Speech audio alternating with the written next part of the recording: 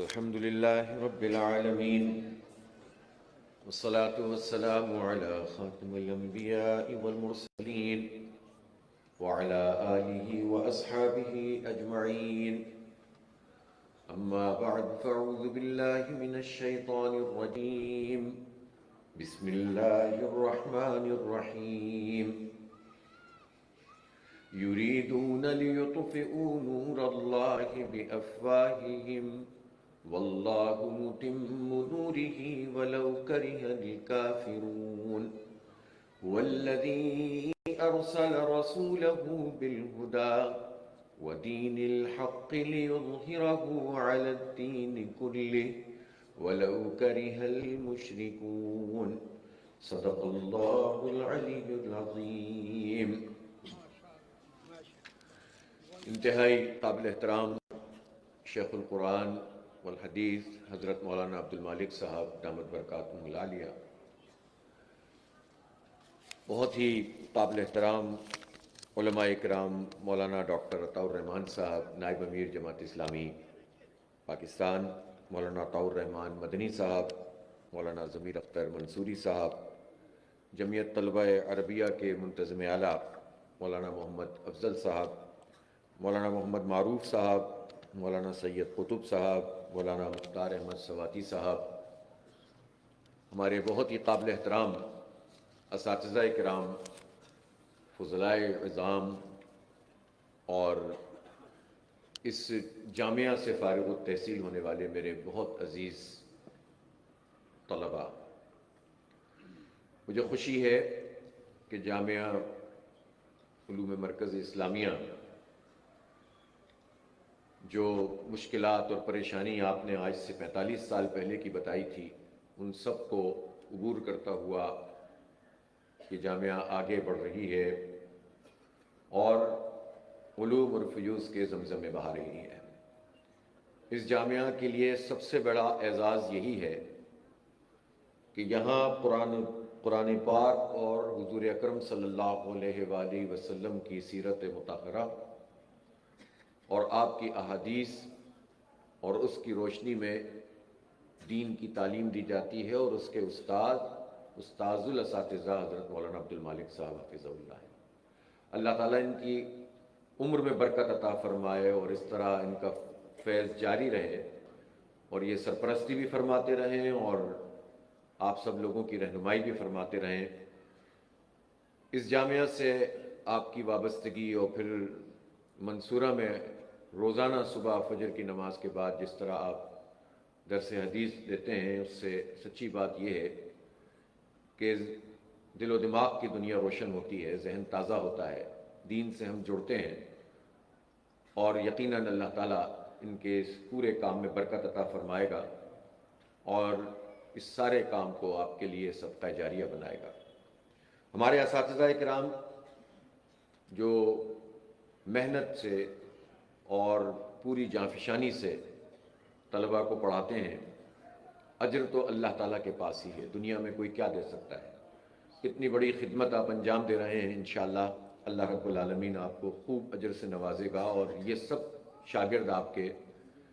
کے لیے دنیا اور آخرت کی بھلائی کا سبب بنیں گے انشاءاللہ۔ جو طلباء جنہوں نے اپنا تخصص کیا ہے وہ تو ظاہر ہمارے لیے بہت ہی اہم ہے، اور جنہوں نے دور حدیث کیا ہے ان سے بھی ہمیں بہت ساری توقعات ہیں، اور حفظ قرآن کرنے والے بھی ظاہر ہے کہ قرآن پاک کا حفظ یہ خود ایک بہت بڑی سعادت ہے، بہت بڑا کام ہے۔ اللہ تعالیٰ آپ سب کے کام میں برکت عطا فرمائے۔ چند باتیں میں طلباء سے ضرور کرنا چاہوں گا۔ اللہ تعالیٰ نے آپ کو ایک بہت بڑا انعام دیا ہے، اس میں دو چیزوں پر آپ ضرور ہمیشہ توجہ دیں اور آپ کے ذہن میں رہنی چاہیے۔ دیکھیں، علم اس کی اپنی اہمیت ہے، اور عالم جو ہے مجھے بتانے کی ضرورت نہیں ہے آپ لوگوں کو کہ جو عابد ہوتا ہے، زاہد ہوتا ہے، اس کے مقابلے میں علم کی طلب کرنے والا اور علم کو دینے والا کتنا بڑا مقام رکھتا ہے۔ صرف کمپیریزن کے لیے، ورنہ ہر چیز جو ہے اپنی جگہ اہمیت رکھتی ہے، لیکن عالم کی بہت بڑی حیثیت ہوتی ہے۔ تو کبھی یہ مت سوچیں کہ آپ نے چونکہ علم حاصل کر لیا ہے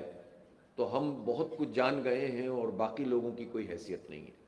علم ہونا چاہیے، لیکن یہ علم برائے علم ہونا چاہیے، اس سے بردباری پیدا ہونی چاہیے، اس سے طبیعت میں تواضع اور انکساری پیدا ہونا چاہیے، عجز پیدا ہونا چاہیے۔ اگر یہ علم جو ہے کبر کا باعث بن جائے تو یہ علم ہی ہمارے راستے میں رکاوٹ بن جائے گا قیامت کے دن۔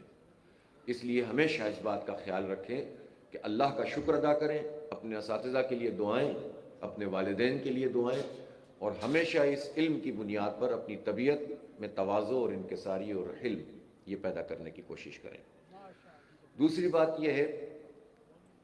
کہ آپ کبھی بھی یہ مت سوچیں کہ دنیاوی اعتبار سے ہم لوگوں سے تقابل کرتے رہیں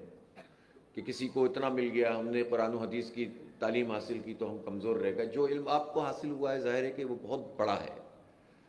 اور اتنا بڑا علم اگر آپ کو حاصل ہوا ہے اور اتنا بڑا فیض اللہ تعالیٰ نے آپ پر فرمایا ہے، تو یہ دنیا کی زندگی بہت چھوٹی سی ہے۔ جب آخرت کا سلسلہ شروع ہوگا تو تب آپ کو اندازہ ہوگا کہ اللہ تعالیٰ نے آپ کو کس چیز سے نوازا تھا۔ تو کبھی بھی اپنے آپ کو کمتر بھی نہ سمجھیں، نہ احساس برتری کا شکار ہوں کہ باقی لوگوں کو دین کے مقابلے میں کچھ بھی نہ سمجھیں، اور نہ احساس کمتری کا شکار ہوں کہ دنیا میں ہمیں کچھ نہیں ملا۔ اگر ایک توازن سے پوری زندگی کو گزاریں گے اور جو کچھ اللہ نے آپ کو عطا کیا ہے اس کو دوسروں تک پھیلانے، فروغ دینے، اس کا ابلاغ کرنے میں اپنا وقت صرف کریں گے، تو نبی پاک صلی اللہ علیہ وسلم نے تو ہر ایک سے کے لیے یہ ارشاد فرمایا ہے کہ بلغوا عنی ولو آیا۔ تو آپ کو تو اللہ تعالیٰ نے اتنا کچھ عطا کر دیا ہے، تو یہ آپ کی ذمہ داری ہے۔ آپ کی ایک حیثیت یہ ہے کہ آپ جس ادارے سے وابستہ ہیں، یہ ادارہ جماعت اسلامی کے زیر انتظام چلتا ہے، اور جماعت اسلامی اسلام کی اقامت کی تحریک ہے۔ یہ محض کوئی تنظیم نہیں ہے، یہ محض کوئی علماء کا یا طلباء کا یا دین کے کسی مسلک کا گروہ نہیں ہے۔ یہ محدودیت نہیں ہے جماعت اسلامی کے جو پورا ہمارا کام ہے، ہمارا جو منہج ہے، اس میں محدودیت نہیں ہے۔ ہمارے پیش نظر دین کو قائم کرنا ہے، اور دین کو قائم کرنے کا مطلب دین کے نظام کو قائم کرنا ہے۔ اور ہم دین کی اس وسعت کو جانتے ہیں کہ دین کے لیے روز جزا کے لیے بھی دین کا لفظ آیا ہے، اطاعت کے نظام کے لیے بھی دین کا لفظ آیا ہے، قانون کے لیے بھی دین کا لفظ آیا ہے۔ لیکن یہ دین کا جو پورا لفظ جہاں جہاں بھی استعمال ہوا ہے، اگر اس کی پوری تشریح میں ہم جاتے ہیں، اور خاص طور پر سید ابو الاعلیٰ مودودی رحمۃ اللہ علیہ کی قرآن کی 4 بنیادی اصطلاحات پڑھتے ہیں، تو ہمیں یہ بات پتہ چلتی ہے کہ یہ دین کسی عقیدے کی روشنی میں زندگی کے پورے نظام کو کہتے ہیں، جس میں اللہ رب العالمین کی حاکمیت ہوگی اور سب اس کے جو ہے وہ ماتحت ہوں گے، محکوم ہوں گے، اور سمع و طاعت کا یہ نظام اس دنیا میں بھی قائم رہے گا اور آخرت میں بھی قائم رہے گا، اس لیے کہ اللہ اس دن مالک ہوگا اور سب اس کے آگے جو ہے وہ کھڑے ہوئے ہوں گے، اور اس وقت تو اختیار بھی ختم کر دیا جائے گا۔ تو اس کا مطلب یہ ہے کہ اللہ کی منشا یہ ہے کہ اللہ تعالیٰ نے ہمیں جو زندگی گزارنے کے لیے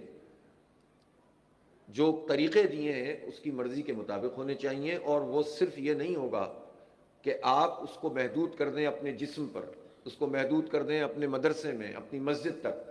بلکہ چوک میں، بازار میں، بستی میں، تعلیمی اداروں میں، معیشت میں، منڈی میں، اور اسی طرح ریاست میں، سیاست میں، سب جگہ پر دین کی بالادستی ہو، حاکمیت اعلیٰ اللہ تعالیٰ کی ہو۔ تو جب اتنا بڑا مشن ہے، اور سید ابو الاعلیٰ مودودی رحمۃ اللہ علیہ، اللہ تعالیٰ ان کی قبر کو نور سے بھر دے، کہ جنہوں نے یہ تحریک شروع کی تھی اور دین پر پڑی ہوئی گرد کو جھاڑا تھا، اور لوگوں کی جو ذہنیت محدود ہوتی چلی گئی تھی غلامی کے نتیجے میں، اس کو وسیع کیا تھا، تو اس کے بعد یہ تحریک الحمدللہ آگے بڑھ رہی ہے۔ تو علماء کرام کی یہ ذمہ داری ہے کہ اب اس تحریک کو وہ سنبھالیں، اور اس تحریک میں ہر طرح کے لوگ آئیں گے۔ یہ صرف علماء اس میں نہیں آئیں گے، اس میں صرف جو ہے وہ شیوخ نہیں آئیں گے، اس میں صرف طلباء دینی مدارس کے نہیں آئیں گے، اس میں اسکول اور کالج کے لوگ بھی آئیں گے، اس میں کسان بھی آئیں گے، اس میں مزدور بھی آئیں گے، اور آتے ہیں الحمدللہ، اس میں بزنس مین بھی آتے ہیں، ہر طرح کے لوگ ہیں۔ اب آپ کا کام کیا ہے؟ آپ جماعت اسلامی کا حصہ بنیں گے، اور آپ کے ذہن میں یہ بات ہوگی کہ بھئی ہمیں تو اس طرح سے جو ہے وہ مصنوعی قسم کی وہ تعظیم ملنی چاہیے جس طرح اور جگہوں پر لوگ دیتے ہیں۔ وہ مصنوعی تعظیم ہوتی ہے. ویسے تو مقابلہ چل رہا ہوتا ہے آپس میں بہت زبردست قسم کا. تو آپ اگر یہ چاہیں گے تو ہو سکتا ہے کہ آپ کو وہاں پر یہ مشکلات پیدا ہوں، چونکہ جماعت کا اپنا ایک مزاج ہے، ایک نظام ہے، اور اس نظام میں ہر کارکن کی اہمیت ہے.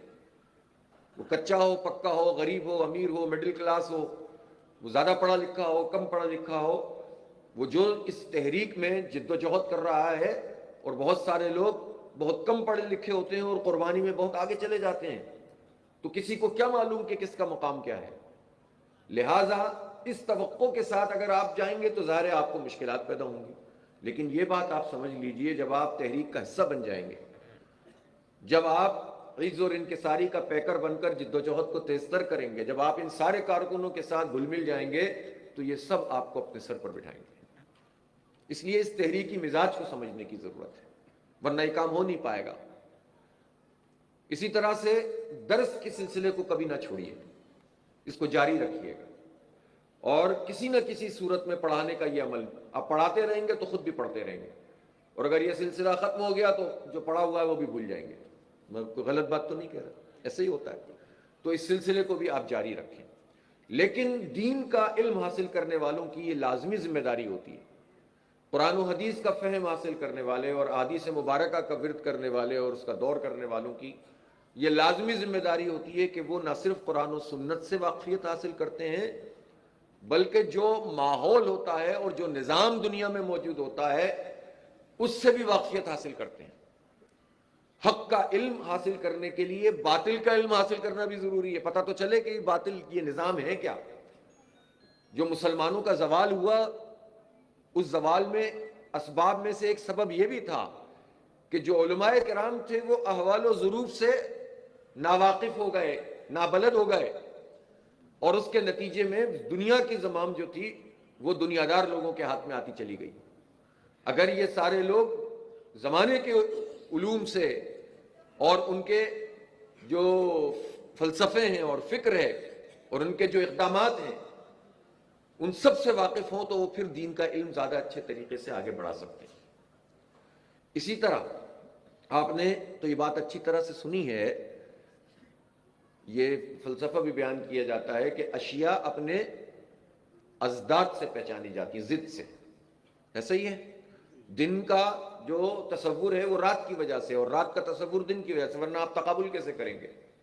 اب کالے کو سفید سے اور سفید کو کالے سے پرکھتے ہیں تو کالا اور سفید اس کی پہچان ہوتی ہے. اسی طرح حق کا علم حاصل کرنے والے باطل سے اس کو ممیز کرتے ہیں. اگر وہ نہیں کریں گے تو اس کا مطلب یہ ہے کہ وہ صرف ایک ایسی چیز کی تعلیم دیں گے کہ جو زمانے کے اعتبار سے اس طرح کی نہیں ہوگی کہ جس کو لوگ تسلیم کرنا شروع کر دیں. نبی اکرم صلی اللہ علیہ وسلم بھی اپنے زمانے کے تمام تر فکر سے، فلسفے سے، طور سے، طریقے سے، ان سب سے واقف ہوتے تھے، اور یہی آپ صلی اللہ علیہ وسلم کی سیرت ہے. اس لیے اس کو بھی آپ کو پتہ ہونا چاہیے. ایک زمانہ تھا علماء کرام تو بہت تھے، اور ہمارے بر صغیر میں تو خاص طور پر بہت بڑے بڑے علماء کرام، جید علماء کرام، لیکن اسی زمانے میں کمیونزم آ رہا تھا، لیکن علماء کرام کو معلوم بھی نہیں تھا کہ یہ سوشلزم اور کمیونزم اور یہ مارکس کی تعلیم کیا ہے. وہ قرآن پڑھا رہے تھے، حدیث پڑھا رہے تھے، اور پوری دنیا میں ایک انقلاب رونما ہو رہا تھا. جو نیشن اسٹیٹس بن رہی تھیں ہمیں نہیں معلوم تھا. اسی طرح سے سائنسی ترقی جو ہو رہی تھی اس کے بارے میں آگاہی حاصل نہیں تھی کہ ہو کیا رہا ہے دنیا میں. اسی طرح سے جو مغرب کا سرمایہ دارانہ نظام تھا اور اس کی ایک نئی معیشت تشکیل پا رہی تھی، اس سے واقفیت نہیں تھی. اس کے نتیجے میں ہوا یہ کہ پھر وہ غیر متعلق ہوتے چلے گئے دنیا کے معاملات سے. حالانکہ یہ تو ممکن ہی نہیں ہے کہ جو دین کا فہم اور علم رکھتا ہو وہ دنیا کے معاملات سے ناواقف ہو جائے. یہ ضرور ہے کہ ایکسلنس تو آپ کو اپنی فیلڈ میں ہی حاصل کرنی ہوتی ہے، تخصص تو آپ اسی میں کرتے ہیں، لیکن کم از کم نظاموں کے بارے میں تو واقفیت ہو کہ جو اسلام کو چیلنج کر رہے تھے. یہ تصور ہی مٹ گیا تھا مسلمانوں میں سے کہ اسلام بھی کوئی نظام ہوتا ہے. لوگ کہتے تھے نظام تو سوشلزم ہوتا ہے، کیپٹلزم ہوتا ہے، نظام تو نیشن اسٹیٹس کا بنا ہوا ہے، اور انہی میں دنیا تقسیم ہوتی چلی گئی تھی. یہ اللہ تعالیٰ نے سید ابو الاعلیٰ مودودی رحمۃ اللہ علیہ کو یہ توفیق دی، یہ ہدایت دی، یہ عنایت فرمائی کہ انہوں نے دین کی تجدید کی، احیاء کیا، خود بھی تمام فکر اور فلسفوں کا مطالعہ کیا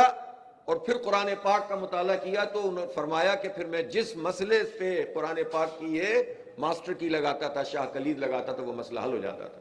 میں نے لائبریریوں کی لائبریریاں، آپ نے فرمایا مولانا مودودی نے، کہ اپنے دل و دماغ میں اتاریں، اور میں نے سب چیزوں کا مطالعہ کیا اور پھر قرآن پاک میری سمجھ میں مزید آتا چلا گیا۔ اسی طرح قرآن پاک کو جب ہم پڑھانا چاہتے ہیں اور نبی اکرم صلی اللہ علیہ وسلم کی احادیث جب ہم لوگوں کو پڑھاتے ہیں، تو سیرت کا منہج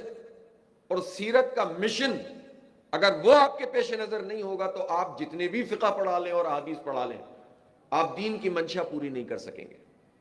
اور سیرت کا منہج یہ ہے، وہ الذی ارسل رسولہ بالہدی ودین الحق لیظہرہ علی الدین کلہ، کہ دین کو،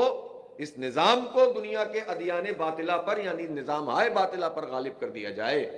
قائم کر دیا جائے، اور اس کی جد و جہد آپ صلی اللہ علیہ وسلم نے فرمائی۔ تو آپ کی جتنی بھی سنتیں ہیں وہ سب تابع ہیں اس بڑے مشن کے جو اللہ تعالیٰ نے آپ کو عطا کیا ہے۔ کوئی آئسولیشن میں ان سنتوں کو اختیار کر لے اور مشن سے واقف ہی نہ ہو تو وہ دین پیش نہیں کرے گا، وہ دین کا ایک چھوٹا سا جز پیش کرے گا۔ وہ تو الگ بات ہے کہ نبی اکرم صلی اللہ علیہ وسلم کا معاملہ یہ ہے کہ آپ کی تو ہر چیز ہی جو ہے وہ ہدایت کی طرف لے کر جاتی ہے، لیکن بہرحال یہ بہت ضروری ہے کہ جو سب سے بڑی سنت ہے اس سے واقفیت حاصل کی جائے۔ سید ابو العالی مودودی نے یہ جو 4 بنیادی اصطلاحات بتائی ہیں، ایک الہ، ایک رب، ایک دین اور ایک عبادت، اس کا بار بار مطالعہ فرمائیے۔ اس کا مطالعہ کرنے کے بعد قرآن پاک پڑھیں گے تو قرآن پاک کے معنی اور طرح سے سمجھ میں آئیں گے۔ قرآن ایک تحریک کی کتاب بن جائے گی، ایک انقلاب کی کتاب بن جائے گی، ایک نظام کی کتاب بن جائے گی، ایک جد و جہد کا استعارہ بن جائے گا قرآن۔ اور اگر اس کو نہیں سمجھیں گے تو دین کو سمجھیں گے جس طرح لوگ مسلک اور مذہب کو سمجھتے ہیں، عبادت سمجھیں گے کہ مراسم عبودیت ہے کہ صرف یہ نماز اور روزہ پڑھنا ہے، الہ سمجھیں گے کہ جس طرح ہندوؤں کا بت ہوتا ہے اس طرح ہمارا خدا ہے، وہ اس کی عبادت کرتے ہیں، اس کی بندگی کرتے ہیں، اور رب بھی ہم اسی طرح سے سمجھنے لگیں گے۔ تو میں جو چند باتیں عرض کر رہا تھا اس کو بس اختتام پہ لے کر جاتا ہوں، اور پھر کچھ حالات پہ بھی بات کریں گے۔ یہ میڈیا کے بھی دوست آئے ہوئے ہیں۔ آپ کو اپنے دعوتی رول کو ہمیشہ سے طے کرنا ہوگا۔ آپ کا کام محض علم حاصل کر کے اس کو رکھ دینا نہیں ہے، یا صرف کتابوں کو پڑھانا نہیں ہے، بلکہ عالم بعمل بننا ہے، اور ساتھ ساتھ اس علم کو بھی، اور علم کا جو سمجھ لیں کہ اصل ہے اس کو لوگوں تک پہنچانے کی کوشش کرنا ہے، اور عام لوگوں کو بھی متاثر کرنا ہے۔ صرف مدارس کے لوگوں سے نہیں آپ کو رابطہ کرنا، آپ کے پیغام کے وہ زیادہ مستحق ہیں کہ جنہیں یہ تعلیم حاصل نہیں ہوئی ہے، لیکن ظاہر ہے کہ اس کے لیے آپ کو حکمت کا راستہ اختیار کرنا پڑے گا۔ ہمیشہ حلال حرام کے فتووں سے بچیں۔ یہ کوئی فتویٰ مانگے تو اس کا دارالافتاء کا ایک طریقہ ہے، لیکن جب ہم اس زبان میں بات کرتے ہیں نا کہ یہ باطل، یہ حرام، یہ ناجائز، یہ حلال ہے، تو اس کے نتیجے میں دکان تو اچھی چلتی ہے، لیکن اس کے نتیجے میں دین کی دعوت زیادہ اچھے طریقے سے نہیں۔ جب نظام باطل کا موجود ہونا تو بہت ساری چیزیں تبدیل ہو جاتی ہیں، اس میں پھر بڑے بڑے اہداف آپ کے پیش نظر ہوتے ہیں، چھوٹے چھوٹے فتووں میں آپ الجھ کر تقسیم در تقسیم پیدا کر دیتے ہیں۔ تو دعوت کی حکمت یہ ہوگی کہ آپ مشترکات کے لوگوں کو اکٹھا کریں گے، گنجائشوں کو پیدا کریں گے۔ کوئی آئے گا نہیں تو سنے گا کیسے آپ کی بات؟ کوئی آپ کے ساتھ بیٹھے گا نہیں تو کیسے آپ کے پیغام کو سن سکے گا؟ اس لیے زیادہ سے زیادہ لوگوں کو قریب لانے والی بات ہونی چاہیے، اسلام کے دائرے سے باہر نکالنے کی کوشش کم سے کم ہونی چاہیے۔ تو یہ ہماری جماعت اسلامی اور ہماری دعوت اور تحریک کا وہ ہے۔ ہم ہر مسلک کی عزت کرتے ہیں، تکریم کرتے ہیں، اور جن لوگوں نے بھی اپنے مسالک قائم کیے ہیں، کوئی یعنی فقہی آراء قائم کی ہیں، ہم ان سب لوگوں کی قدر کرتے ہیں، لیکن ہم یہ چاہتے ہیں کہ ہم اس بنیاد پر اپنی اس تحریک کو لے کر نہ چلیں، ایک مسلک یا ایک فقہی رائے کی بنیاد پر، بلکہ تنوع پیدا کریں۔ اس کے لیے آپ کو مطالعے میں وسعت پیدا کرنی چاہیے، چونکہ ہم ایک خاص قسم کے ماحول میں تعلیم حاصل کر رہے ہیں، بر صغیر میں برسا برس سے عالم عرب میں ہونے والے کام سے بعض اوقات واقفیت نہیں ہوتی، اور مختلف انڈونیشیا، ملیشیا میں وہاں جو علماء کرام کام کر رہے ہیں اس سے واقفیت حاصل نہیں ہو پاتی۔ تو اس کا بھی اہتمام کریں۔ اب تو دنیا جو ہے گلوبل ولیج بن گئی ہے۔ اسی طرح سے کوشش اس بات کی ہونی چاہیے کہ ایک عالم وہ ہوگا جو زمانے سے کٹا ہوا ہوگا، اس کی آراء اور اس کے فتووں میں، اور اس عالم کے جو دین کی دعوت کا کام کر رہا ہوگا اور اسلامی تحریک سے وابستہ ہوگا، اس کی رائے اور اس کے فتوے میں بہت فرق ہوگا، اس لیے کہ وہ جانتا ہے کہ اس کا بڑا مشن کیا ہے اور دین کا منشا کیا ہے۔ تو ان باتوں پہ غور کرنے کی کوشش کیجئے اور اپنے حالات کا بھی جائزہ لیجئے کہ ہم جن حالات میں زندگی بسر کر رہے ہیں اس میں طاغوت کی حکمرانی کیسی ہے۔ طاغوت کیا ہے؟ اللہ سے بغاوت کرنے والا، طغیانی کرنے والا، سرحدوں کو پھلانگنے والا، اس کی عبادت کی عبودیت کی سرحد ہے اس کو پھلانگ جاتا ہے، خود خدا بننے لگتا ہے، خود اپنے آپ کو جو ہے وہ کہتا ہے کہ میری بات کو تسلیم کرو، جیسے ابھی ٹرمپ آج کل کر رہا ہے، اور وہ وینزویلا کے صدر کو اٹھا کے لے آیا اپنی اہلیہ سمیت، وہ پھر کہتا ہے کہ میں تمہارا پیٹرول بھی میرے پاس ہوگا، پھر کہتا ہے میں گرین لینڈ پہ بھی حملہ کر لوں گا، پھر ایران کو بھی دھمکا رہا ہے، پھر نائجیریا پہ بھی اس کی نظر ہے، جہاں جہاں پیٹرول کے ذخائر ہیں وہاں وہاں پہ نظر ہے، ایک نیا نوآبادیاتی نظام اس کے لیے وہ کام کر رہا ہے،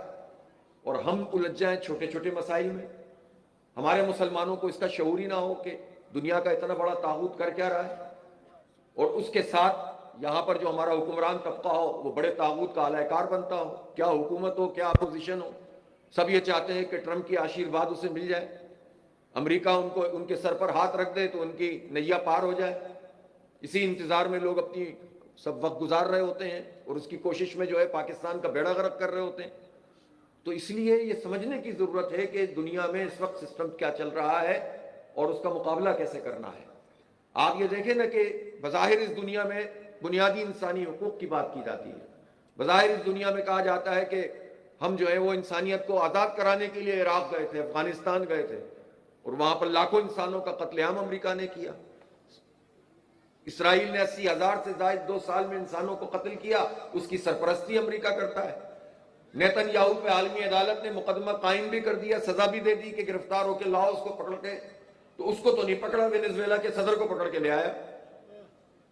اور دنیا میں لوگ اس کے آگے جھکنے لگ جائیں، امریکہ کے اس کی طاقت کے آگے، تو دنیا کا نظام کس پہ چل رہا ہے؟ ظلم پہ چل رہا ہے، فساد پہ چل رہا ہے، جس کی لاٹھی اس کی بھینس پہ چل رہا ہے، جس کی طاقت ہے لوگ اس کے آگے جھک رہے ہیں، اس کو خدا کا نعوذ باللہ درجہ دیا ہوا ہے۔ تو مسلمان بھی موجود ہوں، تعلیم بھی موجود ہو، علم بھی موجود ہو، اور دنیا پہ طاغوت کی حکمرانی موجود ہو، تو کیسے ہم قبول کر سکتے ہیں؟ دو خدا تو دنیا کے نہیں ہو سکتے، لہذا اللہ کی حاکمیت کے نظام کو قائم کرنا پڑے گا۔ پھر اسلامی تحریکوں نے اس کا ایک راستہ اختیار کیا، کتنی مشکلات ہمارے اخوان المسلمون کے لوگوں کے سامنے آئی ہیں، حماس کن کن مراحل سے گزری ہے اور کس کس طرح سے ان کو اذیتیں دی جاتی ہیں۔ بنگلہ دیش پہ جماعت اسلامی پر عرصہ حیات تنگ کر دیا گیا، ساری قیادت کو پھانسی کے پھندوں پہ لٹکا دیا گیا، لیکن ان تحریکوں نے پہلے بھی اور اب بھی یہ فیصلہ کیا کہ ہم ایک لائے عمل اپنا ایک طے کیا کہ ہم جد و جہد کریں گے، سرنڈر نہیں کریں گے، لیکن برسبر زمین کریں گے، رائے عامہ کو ہموار کریں گے، ہم اسپلنٹر گروپ نہیں بنیں گے، ہم دہشت گردی نہیں کریں گے، ہم بم دھماکے نہیں کریں گے، جہاں قتال اور جہاد کا میدان ہوگا وہاں پر جہاد کے لیے بھی تیار ہوں گے، اور مسلمانوں کے معاشرے میں ہم دعوت کا راستہ اختیار کریں گے، سیاسی مزاحمت کا راستہ اختیار کریں گے، حق کے پیغام کو پہنچائیں گے، جو مشکل ہوگی اس کو برداشت کریں گے، لیکن اپنی بات سے پیچھے نہیں ہٹیں گے۔ اور جب یہ طے کر لیا ہے تو الحمدللہ اب جگہ جگہ پیش رفت ہو رہی ہے۔ وہی بنگلہ دیش ہے جس کو حسینہ واجد نے 15-16 سال لوگوں کے اوپر ظلم کیا، اور صرف یہ نہیں کہ قیادت کو پھانسیاں، بلکہ ہزاروں کی تعداد میں کارکنوں کو جیلوں میں ڈالا، خواتین کو جیلوں میں ڈالا، طلبہ طالبات کو جیلوں میں ڈالا۔ لیکن حسینہ واجد کے خلاف جب رد عمل ہوا اور نوجوان اٹھ کر کھڑے ہوئے تو اس کو ایئر لفٹ سے لے جانا پڑا۔ پاکستان کے حکمرانوں کو بھی سمجھ لینا چاہیے کہ جو کچھ حرکتیں وہ کر رہے ہیں کہیں ایسا نہ ہو کہ انہیں ایئر لفٹ بھی نہ مل سکے اور ایئرپورٹ جانے کا راستہ بھی ان کے لیے نہ کھل سکے۔ اور جو لوگ طاقت کے زام میں اتنے آگے بڑھ رہے ہوتے ہیں ان کو سمجھ لینا چاہیے کہ جب عوام بکھرے ہوئے عوام نکلتے ہیں تو اللہ تعالیٰ نے ان میں بڑی طاقت رکھی ہے، پھر یہ بندوقیں بھی کام نہیں آتی۔ تو ہم نہیں چاہتے کہ فساد پھیلے، انتشار پھیلے، لیکن ہم یہ چاہتے ہیں کہ جو بھی جمہوری راستہ طے ہوا ہے تو اس راستے کو تو کھولو۔ جب تم جائز طریقوں سے لوگوں کو آنے سے روکو گے تو پھر کیسے ممکن ہے کہ ناجائز طریقہ اختیار نہیں کیا جائے گا رد عمل میں؟ جب تم نوجوان نسل کی رائے کو نہیں مانو گے، ان کو تعلیم نہیں دو گے، ان کے لیے آگے بڑھنے کے مواقع نہیں ہوں گے، ان کو روزگار نہیں ملے گا، ان کو ہنر نہیں سکھاؤ گے، ان کو آگے نہیں بڑھاؤ گے، تم سود کی معیشت کو قوم پر مسلط رکھو گے، تم ظلم کے نظام کو اور گلے سڑے عدالتی نظام کو مسلط رکھو گے، بلکہ مزید اس پہ گرفت حاصل کر لو گے ترمیمیں کر کر کے، تو پھر یہ کیا ہوگا؟ جب ایگزاسٹ نہیں ہوگا تو لوگ پھر پھٹ پڑیں گے، لاوا ابل پڑے گا، پھر کسی سے سنبھالا نہیں جائے گا۔ تو اس لیے اس سے پہلے اس بات کی ضرورت ہے کہ حالات کا ادراک بھی کیا جائے اور اس کو درست بھی کیا جائے۔ جماعت اسلامی یہ چاہتی ہے کہ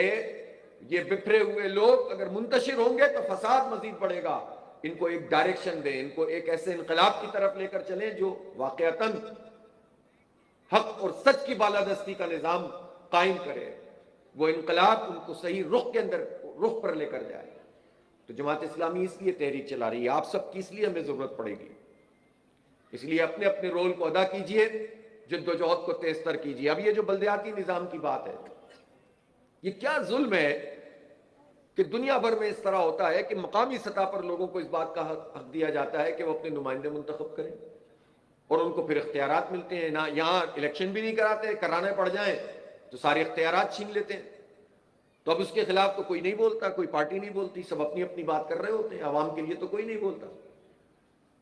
بجلی مہنگی ہو جائے، گیس مہنگی ہو جائے، پیٹرول مہنگا ہو جائے، 100 روپے کی لے، پوری دنیا میں مارکیٹ میں پیٹرول کی قیمت گر رہی ہے، ہمارے یہاں لیوی ختم ہی نہیں کر رہے، 5-10 روپے کم کیے تو اس میں بغلے بجا رہے ہیں۔ تو یہ سارے وہ مسائل ہیں جس کے نتیجے میں لوگ پیٹ کی آگ میں جلنے لگتے ہیں، پھر وہ اور چیزوں کے بارے میں نہیں سوچتے، پھر وہ دین سے بھی دور ہونے لگتے ہیں، اور دوسری طرف ان کے لیے سارے